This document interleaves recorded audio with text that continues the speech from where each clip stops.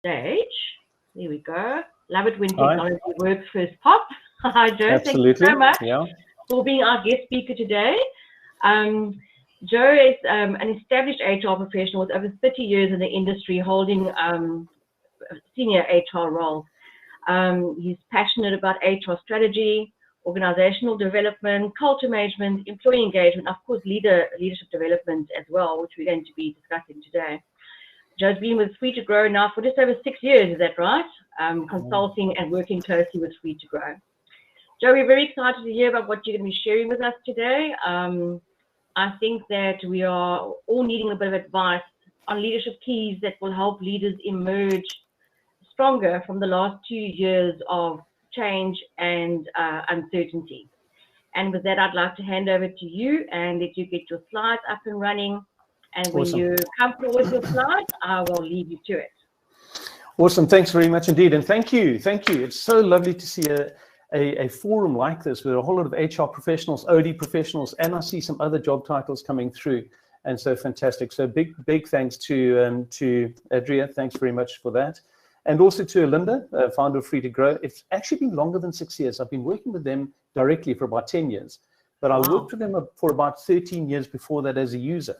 So I sound like a drug addict, don't I? I was a user. But anyway, so I was doing work with them back then. So as I get into the presentation, I just want to say I'm incredibly excited to be living through the time that we're living through. COVID has kind of rebooted and recalibrated so much about what we've been going through in our lives. And it would be a pity to waste a crisis, but it's recalibrated so much of our lives. And I'm finding that it's like an X-ray that's been shining into our private lives, our relationships, our families, our businesses. And where there's been any kind of weakness in the businesses or the relationships, those weaknesses have been highlighted. And where there've been strengths, those strengths have been highlighted. So it's really, really fascinating to look at it at a time like this because it's given us insight in a way that we haven't had insight before. And I know a lot of us have experienced hardships, have experienced loss, have experienced illness, have experienced a whole lot of stuff. So I don't want to diminish that. But what I do want to say, what an awesome opportunity for HR and OD professionals to step forward worldwide. Step up, step now, because we have the opportunity to recalibrate everything right now. And that's what I'm going to talk about a little bit during the time that I'm going through with you. And I think I'm going to share my presentation, if I may. And we can get straight into it. And as I start sharing this presentation, if you want to see the slide bigger, and I would suggest you do that, then on the top right-hand corner of the slide presentation, you can click on the two little outward arrows, and that'll bring the slide up. It's far more immersive. You'll be able to see the detail, and hopefully you're going to be able to get into the detail with me. So, already, and could I have just a thumbs up? You can all see my slides there. Hey, give me a thumbs up on the Moton at the bottom there. And I'm seeing none, so I'm hoping that you are actually seeing the slides. Yeah, okay. Good, so let me get into it. And as I start into this, what I want to do is I want you to look carefully at the picture that I've got on the left-hand side of this, because I think it's so indicative of where we are right now. And this particular picture comes from Wales, and it was the story goes like this. Tallest tree in Wales got hit down by a storm, and it was damaged, irretrievably damaged. They were going to cut it out, and they were going to cut it up for firewood or furniture or whatever they were going to be doing with it. And then they got this guy called Simon Rourke in 2011, and he said, I'll do something with this because from something so magnificent, there needs to be hope. And so he started working on this stump of wood, and it's something that most people would have discarded. And with that, he worked and started to say, I want to create a picture of hope. I want something to emerge from what has happened here. And that's why I think it's so significant to what we're going through right now. And this beautiful, beautiful picture of this hand reaching out towards the sky, towards something magnificent. And so you'll see the various ways that it has aged and developed over time. And I thought it would be a nice place to start with the presentation today, because while we've gone through hardship, while we've gone through this forest and hardship, it's going to be fascinating as HR professionals. How do we take the business? How do we take our leadership? And how do we move forward? And so how do we look at what has actually happened in our own forests as well? So many of you are aware of the VUCA acronym. And I'm not going to go into this in great detail, other than to know it comes out of the American military. The guys realized in war, the one thing that you can plan for in war, you can't plan for anything in war. So they had this acronym, and the acronym basically stood for this. There's volatility, there's uncertainty, there's complexity, and there's ambiguity. The world we're facing at the moment is so volatile, politically, health-wise, wellness-wise, everything else, and that leads to uncertainty and the difficulty to plan and huge complexity. Things get tied together so much, and it leads to ambiguity. In other words, sometimes when you plan for something in one area, something else happens in another area. So the VUCA environment requires a different understanding, and this is where it becomes an HR challenge, I guess. It requires a new way of understanding the impact on our people. What is the effect that VUCA has had on our people? And so I'm going to introduce you to a new acronym. By the way, as I go into this, VUCA in South Africa, what does it mean? Wake up. Okay, that's spelled with a K, VUCA. It's actually quite interesting that this one has also got a bit of a South African understanding. I'm going to introduce you to a new acronym called BANI. And this is about the effect that VUCA has had on our people and our communities, our societies, our homes. And it starts like this. We are experiencing brittleness, fragility. Recent times have shown that the world is highly fragile. One person getting a disease in China suddenly spreads across the entire world. A virus can appear. A competitor can change the logic of a market. They can introduce a new product. We can get all sorts of things happening. And we've become aware that the world is a brittle place. It's fragile. And so we need to figure out how our people are going to respond to the sense of brittleness. It leads to anxiety. And what has happened is that as we realize how brittle the world is, we suddenly think we've got to act, and we've got to act quickly. Our leaders are being told you must lead differently. Our people are being told you must work differently. And this leads to a heightened sense of anxiety. An additional thing that has happened is that we get to non-linearity. In other words, people are trying new things. Sometimes they're putting in a huge amount of effort and having zero effect or very little effect. Other times, the most inconsequential thing happens and it seems to have a massive effect. There's a disconnect in linearity between effort and response and what is happening. And our people are saying, but hang on, how do I make sense of this non-linearity? And then finally, incomprehensibility. And what that basically means is when we're faced with all the things that are happening right now, there's a need to find more information and more information and more information. And I don't know about you, but as we went through the last 2 years, I started accessing every website I could about virtual workplaces, about COVID curves, about impacts across the world, about travel restrictions, and on and on and on it went, until finally, I just can't make any sense of it anymore. So the world that we're living in at the moment is this BANI. And I don't know about you, but in South Africa, when I was at school, a BANI was a disagreement or a dissonance that happened between people. So things are happening so quickly that we need to figure out how to go about dealing with this. In other words, the world we're facing at the moment is tumultuous. And if you think about some of the changes that have taken place, COVID is yes, but I know many of you come from industries that right now supply chains are jeopardized, that the cost of shipping has gone up. One of my clients was saying the cost of container for them has gone up 300%. Power unreliability, political polarization, etc., etc. And so in a BANI environment, we need to learn that nothing is right and nothing is forever. We need to be able to figure out what we're going to do to just get through this next little while. And so that's the world that we're going into. I hope that's making sense for you. So how do we respond to this? Gartner did some research and they started talking about how have we responded to COVID, to the pandemic. But I'd argue that the same model applies to all the other changes that are happening. We've got knock-on changes that are starting to happen in our businesses, in our economies, in our societies, in our communities, and how we're responding. Well, the very first thing is that there's an immediate, quick response. Take action, get people safe, send them home, give them modems, get them working remotely, or whatever the story was. That was the first wave. Second wave is about recovery.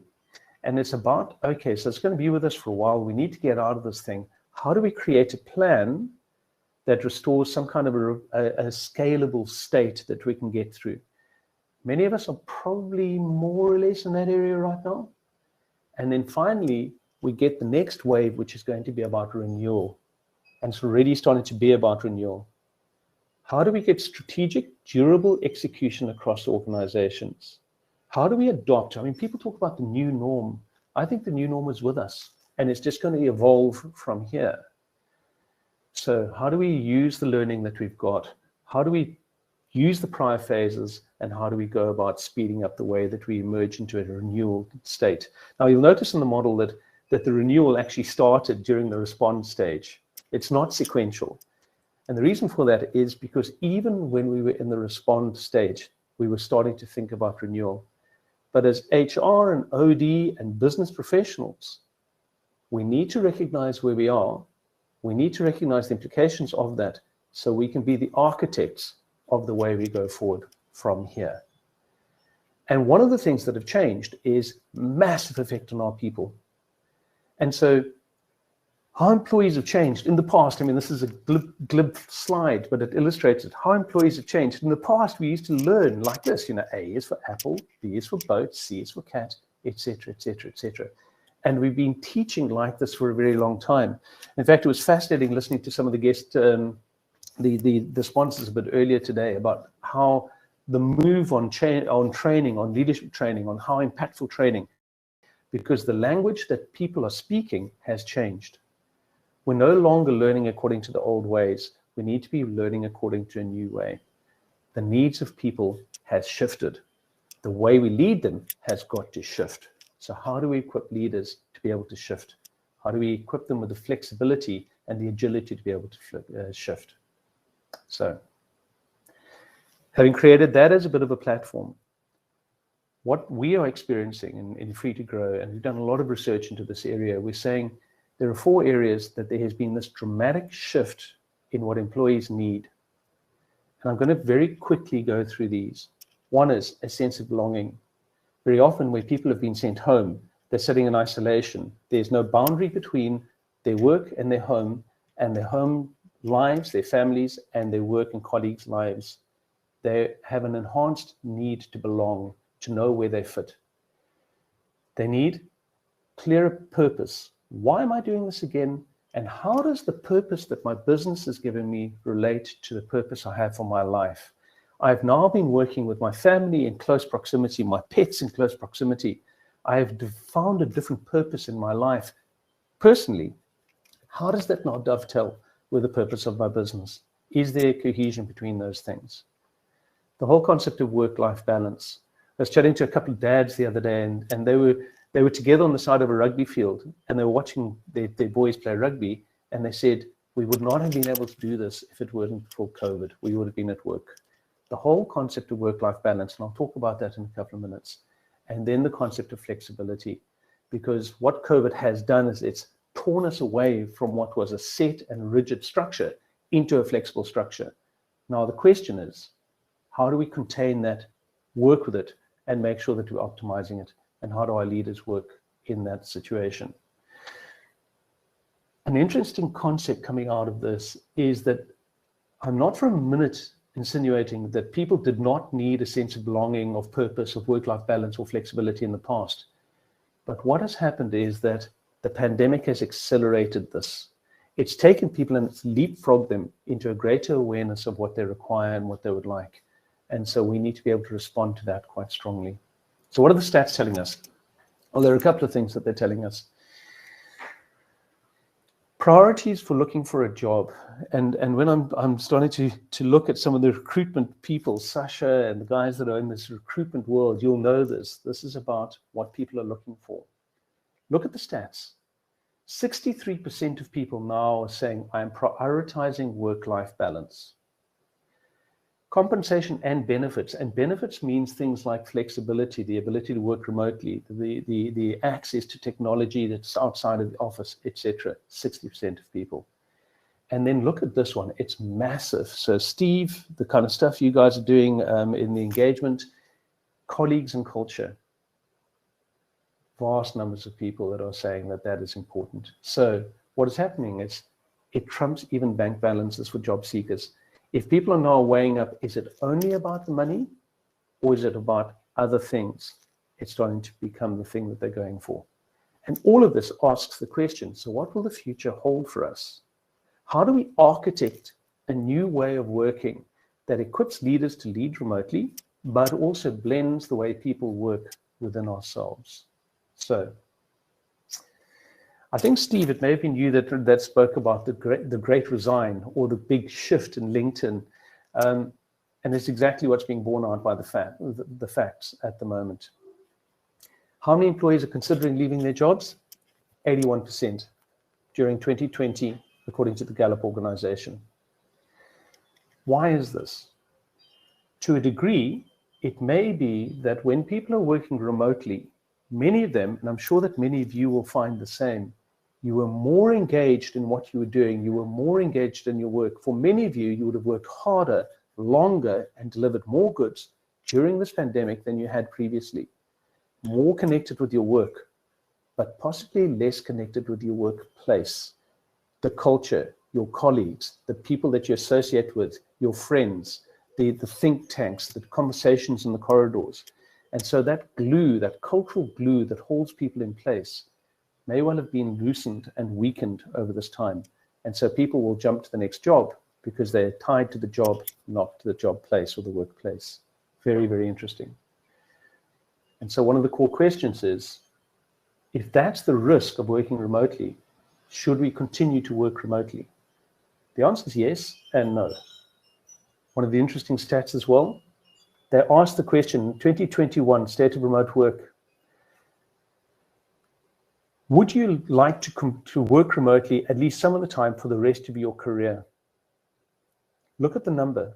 97% are saying, yes, I do, at least some of the time. But many people are saying, but not all the time. I still need to connect with my workplace. So what does that blended offering look like? So what we are finding is that, of course, there are big benefits of working from home. There are big benefits to both the employees and to the organization. What are those benefits? So, of course, for the employees, better work-life balance.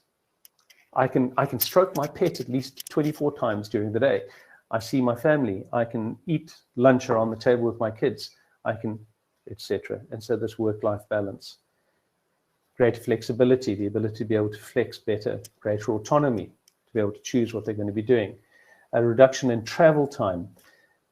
Interesting, I was coaching a lady recently, and she said to me, what has happened is that the rush hour has come into my home. Where I used to spend it in traffic, I'm now spending it at my PC. But what is happening is it's productive time. More friendly and friends and family time, and of course, increased productivity. But for the business, increased engagement very often, reduced costs, office space, enhanced talent, and then finally increased diversity. Just on reduced costs, just a flag, there's a difference between having a smart organization and a healthy organization. I want to land this idea with you. A smart organization is one where we've got clear strategy, clear measures, good systems, good processes, good structure. Everyone knows how they're being measured. It's smart, right? A healthy organization is one where there's minimal politics, people are getting on with each other, high levels of staff engagement, people collaborate well and effectively. That's a healthy organization. You can't be smart if you're not healthy, and you can't be just healthy without being smart. These two work hand in hand. Many businesses right now are taking a decision. We haven't worked in offices for 2 years. We don't need the offices. I would just ask the question, I don't know the answer, but I would ask the question, is that a smart decision or is it a healthy decision? The smart decision will say, save the costs. The healthy decision would say, we need a home. We need that engagement in the office space. So, moving on. So, this is an unbelievable opportunity to remake our culture. It's really rare for leaders in a lifetime to have such a clear drop in reshaping how you run the place. In other words, to back off where we are now. And if we were running this, if any of us were running this as a case study and we said, can we design this differently? If we were to redesign it from bottom up, Would we have got to what we had in the past, or would we have got to somewhere different? Now is the opportunity for us to be able to bring it to somewhere different. It needs a mindful approach to be able to how we do that. It also means that for leaders to be able to shape this culture as they go through, we need to be able to create a bridge for people to be able to come across. By the way, this is a lovely picture and a genuine picture. It comes out of Vietnam, the Golden Gate in Vietnam, the Golden Bridge. We need to create this bridge across which our staff can come into a new way of being. And so we need to figure out how to live in this world. So I'm not going to belabor it, but I'm going to say this. When we're leading in a BANI environment, if there's brittleness, we need resilience. We need capacity building. We need to be focusing objectively on how to work on supporting our people in that. Where they are anxious, we need empathy and mindfulness. Businesses are saying, move, now is time to deliver.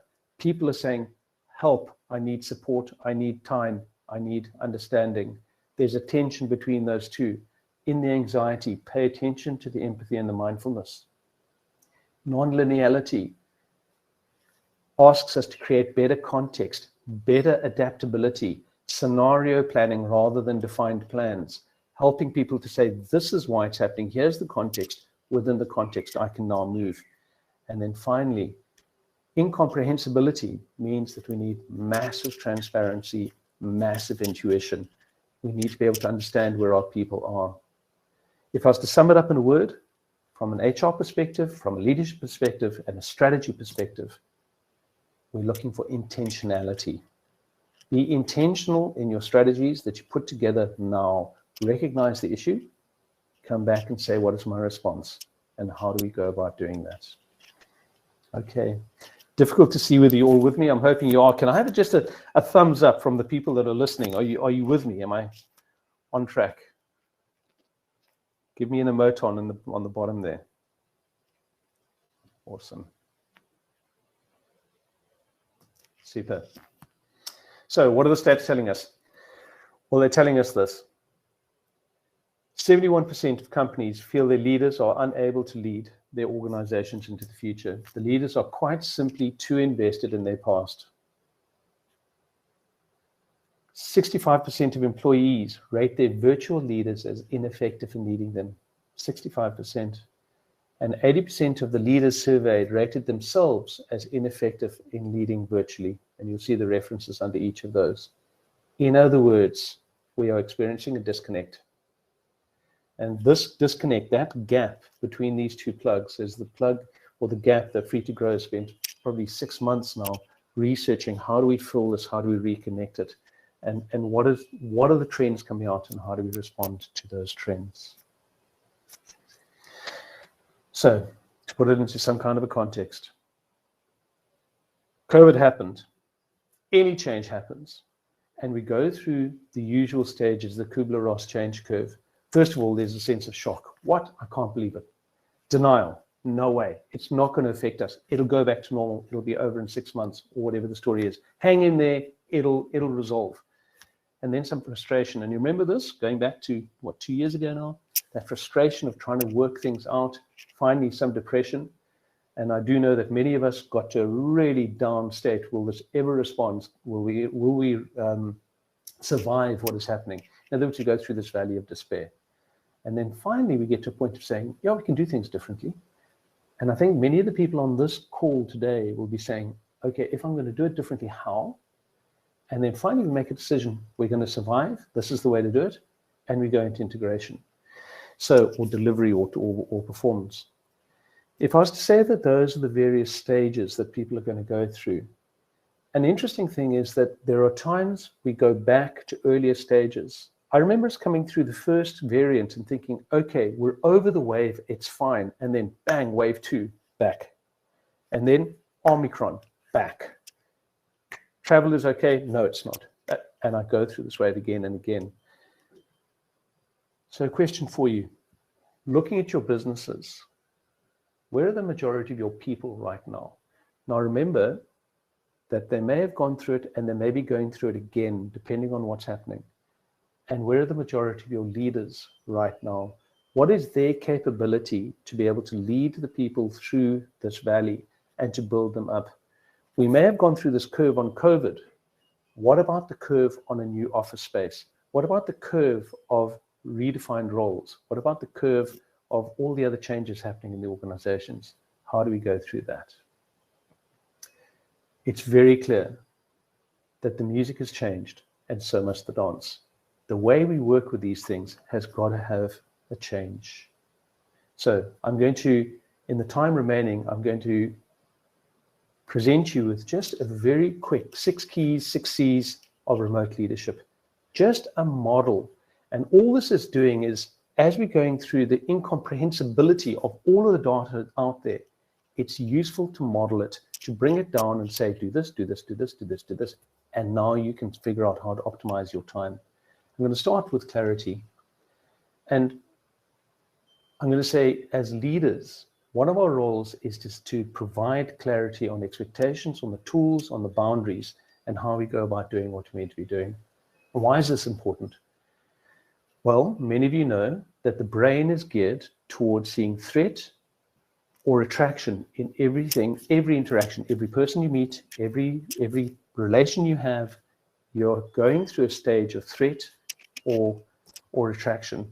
In other words, we have got this impulse of towards something or away from something. When you're moving towards something, your mind is open, you're more creative, you solve problems faster, you're more friendly, you have less sick leave.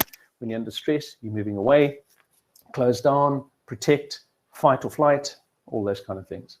And many of you realize that this is geared from neuroscience, from the SCARF model. In other words, these are the things that if they're threatened, cause a person's brain to shut down and for them to move to the away state. But notice the second one of these things. It's about certainty. When we give certainty on what are my expectations of you, what are your expectations of me, what do we expect to happen next, what are the next decision points that we're going to come across, even if I don't know the answer, what are the decision points and how will I tell you what we're about? Certainty enables SCARF. And so the importance for leadership to give certainty to their people about what to expect next. And a good way of doing that is this. I won't go into the detail of this text, it's way too much, but come to some kind of team agreement. During COVID, I found that a lot of teams were almost bumbling their way forward. Someone would read a book and say, well, it's good for us to have wine sessions on a Friday. Let's have a virtual wine session or whatever. I'm saying be more mindful in that. And here's an example. This is San Rafael, the digital services. They put together a team agreement and they said, guys, we're working virtually. For us to work virtually, we need certainty on what that means. What do we expect of you? What do you expect of me? So look at how the agreement is put together and make it visible, communicated. I was reading an article this morning and they were saying key thing on team agreement is it's an agreement. It's not management saying thou shalt, this is the way it is. You'll get better buy-in if you say to the team, what do you think about this? Would this work for you? What else do you think we should be doing? How could we flex that and get agreement into it? An agreement is a two-way street. It's not a dictum coming from leadership. And in this agreement, set some boundaries.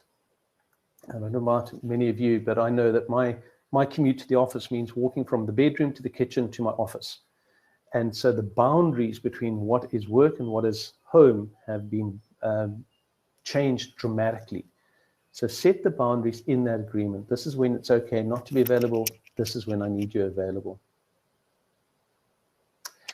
I'm flying through this quite quickly, but hopefully it's making sense to you.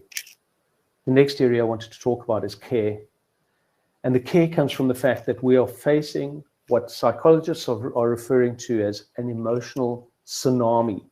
There's just so much happening. The whole BANI acronym is about this emotional tsunami. So we're finding, CIPD, for example, is releasing some stats in 2020 that says there's been about a 37% increase in stress-related absence from work over this period of time. And that many people are still working online. 89% of people said that they have worked online while they're feeling unwell. In other words, even though they're stressed, they have this pressure to work. It's called presenteeism. In other words, they're present, but they're absent.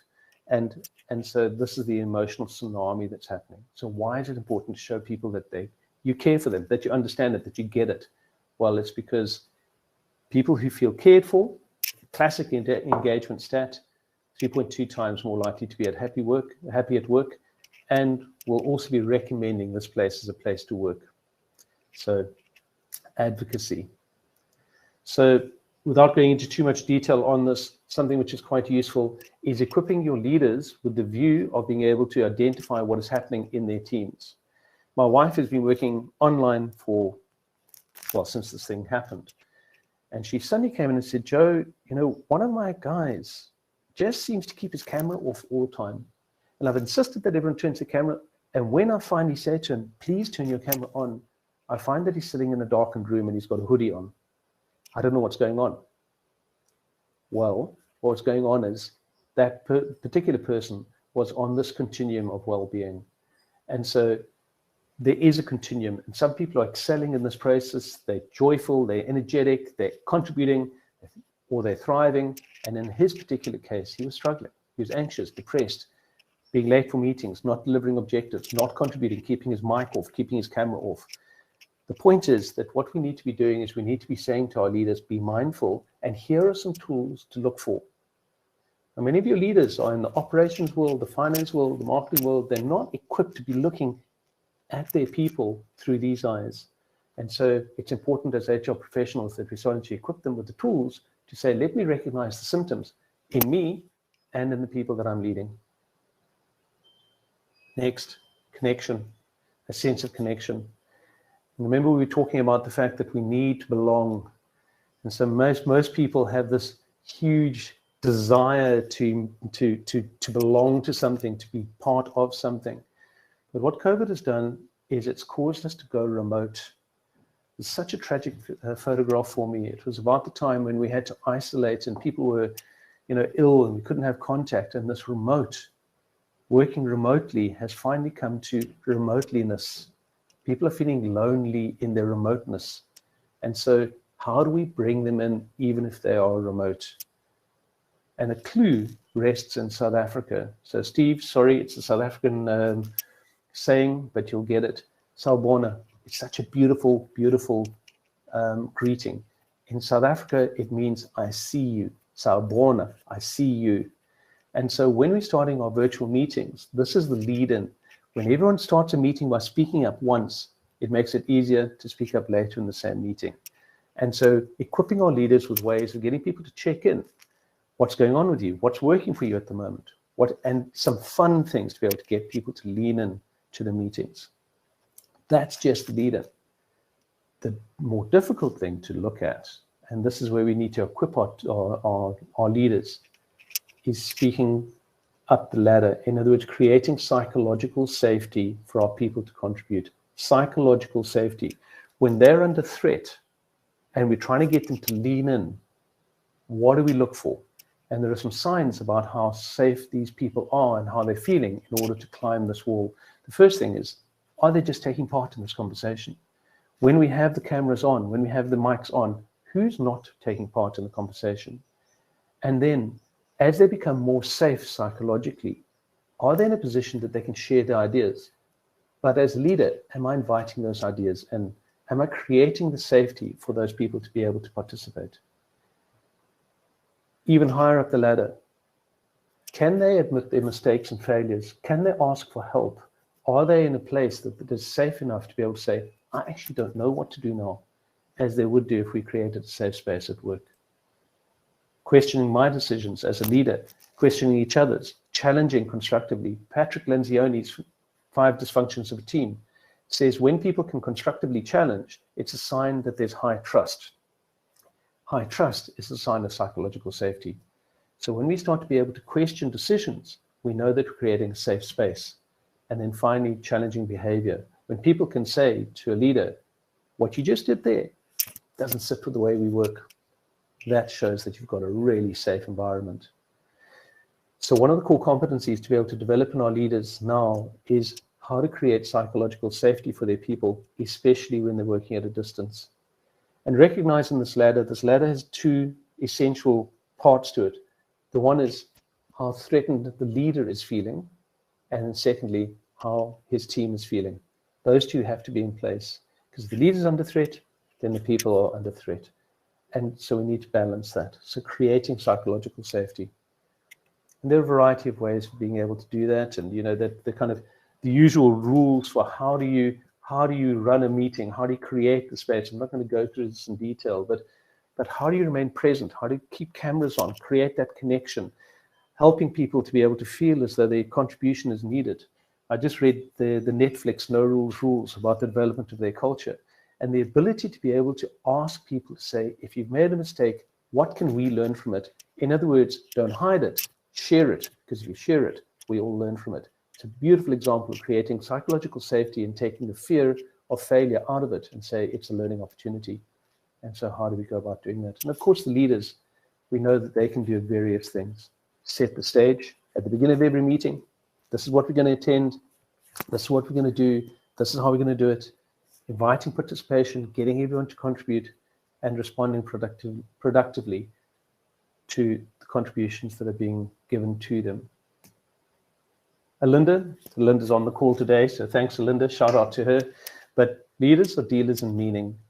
Part of our jobs is to give people meaning in their works. So we need to be giving them meaning. Why is what you do important? And how does this affect your life and the way that your purpose is found in your life? We have found more recently that this purpose is the golden thread that holds the whole thing together. We've also found that the more people have spent time connecting with homes, with families, with pets, with friends during this virtual period, during this period of uncertainty, during the time when they've had to support each other, we've also found that there's people saying, my work has to be more than a job. It has to fit in with my life's purpose. In other words, when I'm looking for something to contribute my efforts to, it needs to make sense to my life. And so they're looking for the sense of purpose in what they're doing. So Alinda touched on this very briefly during her introduction a little while ago. One tool that we tend to go through in some detail is to say, align individual purpose. It's called the 4 Ps. Quite simply, when leaders are working with their teams, remind them again and again, what is the purpose that we're trying to achieve? Why are we doing this? And ask them to say, what is the purpose in your life? Why are you doing this? What's the picture of success? What will it look and feel like when we get there? What's the outcome we're striving for? What does that look like? And get people to participate into this. Then say, okay, so we know the purpose, we know the picture. Here's the plan. What are the steps we need to take, and how do we go about doing that? What's the plan for your life? What are the steps you're going to take to help you to get to that? And then finally, what is the part that each of us play in this plan? And now you've got alignment between effort and purpose. It's a beautiful way of being able to highlight that and get that going. And so, of course, some businesses are doing quite innovative things about creating ways that the team be able to engage in this. And you can do this online platforms. You've got Padlet, you've got Miro, you've got a whole lot of different platforms that you can use. You may even be able to use this one that we're on right now to be able to say, what is our team canvas? What are the key things that are important for us as a business? And so here we are, people and roles. What are the names and the roles in the team? Our purpose, the heart in the middle. Why are we doing this? What are the values we're going to be living to? Kevin, I think we were talking about values a little bit earlier in one of our breakaway groups. And what are the needs and expectations? And start to populate this as a team, a place where people can come together and they can get alignment into these things. Okay, in the very short time I've got left, Andrea, I promised to try and keep it within the 45 minutes. I'm going to go through the last aspects of our C model. One is ensuring all contribute according to the agreed expectations. What we have found is that performance management in the classic frame needs to be maintained even more now. And I'm not talking about the event of performance management. It's not that biannual meeting. We're not talking about check-ins. We're talking about having to make sure that when people are working remotely, the objectives are even clearer, that we're absolutely significantly clear. I'm not going to, all of you got different performance management systems. I'm not going to go into those or proposing any of those. I just will say, in a virtual world, firm, fair, fast, friendly. Firm Sometimes when people are working at a distance, we don't address issues fast enough. And so the being firm and being clear on the objectives, that's that certainty from SCARF, being fair, being consistent, understanding environments, understanding contexts that people are coming from, moving faster, and then finally being friendly, that warm heart that brings the people in. Second last one, communicate, communicate, communicate, communicate, clearly, consistently, constantly. Beautiful research that's been done. The context that employees have and the context that leaders think they have, two different things. Leaders are spending their time in meetings, debating strategies, getting context, getting scenarios, and then they communicate the outcome to the employees. They've given them no context. And so create the context for the employees. Communicate, communicate, communicate, communicate. Many of you will remember the old Tom Peters management by walking about, moi, and it's now become management by checking in and continual check-ins. And it doesn't mean agenda-driven check-ins. It means once a week, touching sides with people. How's it going? How's the family? How are you coping? How are the tools? What else do we need to know about? And making sure that the people are keeping on track for that. And a beautiful or mindful way that we need to be doing this is we need to think about the conscious effort it takes to check in. Create the check-in mechanisms for your business. In other words, regular weekly check-ins, team shares, town halls, pulse surveys, virtual chat rooms, social media, etc., etc., etc. I'm sure you can think of a lot of these. But this thing about creating, almost replicating the coffee, the water tower, the coffee conversations we used to have. Remember those fantastic times when you'd walk from one boardroom to another boardroom, but the conversation between them was so important? That is trying to replicate that in the world that we're going into. And then the final thing is just be competent in the use of the platforms and the tools. There has been an explosion of tools that are here to help us to manage. Think about the tool that we're on right now. Absolutely there. Cool. So almost smack on time. I just wanted to conclude by saying this. COVID has caused a storm at sea. The forest has been blown into the ocean.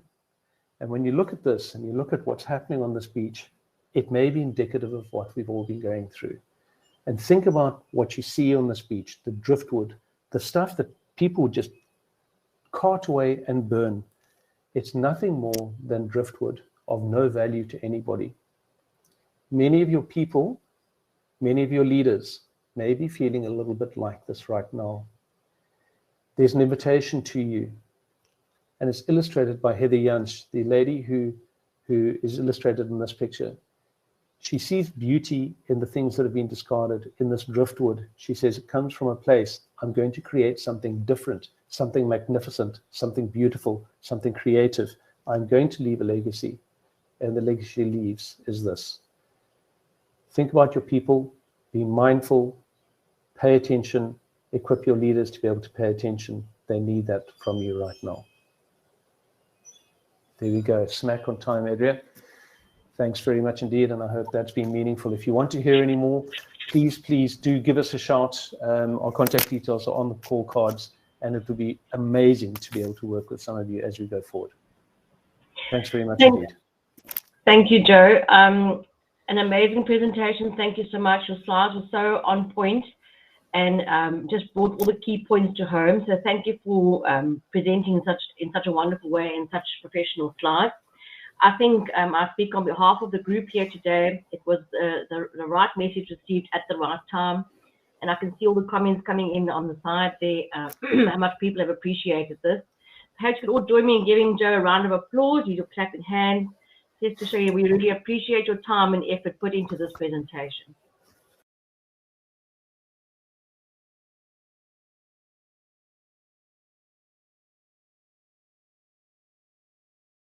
That is huge, I've had pleasure. kept my eye on the Q&A, and there hasn't been an awful lot there, but people can still put your questions in there if you like. There's always when a presentation is so great and wonderful slides, I want to know that if you will share the slides, I thought I would leave that up to you to inform how you would like to go about that. We can probably share some PDFs of the major slides, and of course nothing would give us greater pleasure than to spend a bit of time and just talk about how we translate this, because we are translating into businesses. There is a hunger for some of this stuff right now, and I'd love to be able to work through with that, with Free to Grow. Linda's online, Kim is online, I'm online. Reach out.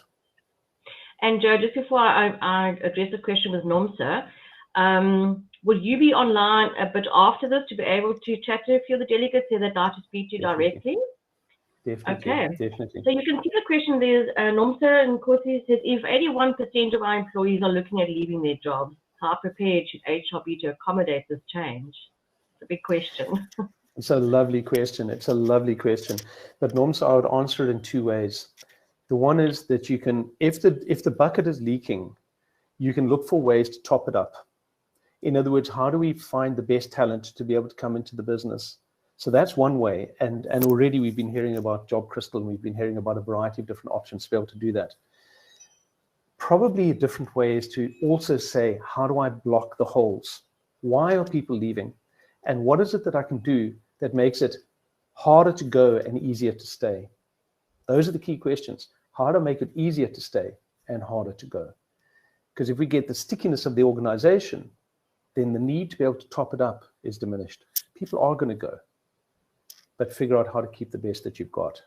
That's the whole retention thing. Yeah. Excellent advice. And then we have a question, it's anonymous. If you could boil it down to 3 key actions for managers to take, what would you advise? Also a great question. I think probably at this stage, the first is self-reflection, because I think many leaders need to understand what's going on in themselves. We're expecting them to lead, to manage, to guide, to support, to envision, and if they're under pressure themselves, we need to equip them the ability to be able to introspect themselves and say, how do I stay strong in this environment? Part of what we work with leaders. Second thing is to teach them mindful skills. In other words, to look with different eyes at what's going on in their teams.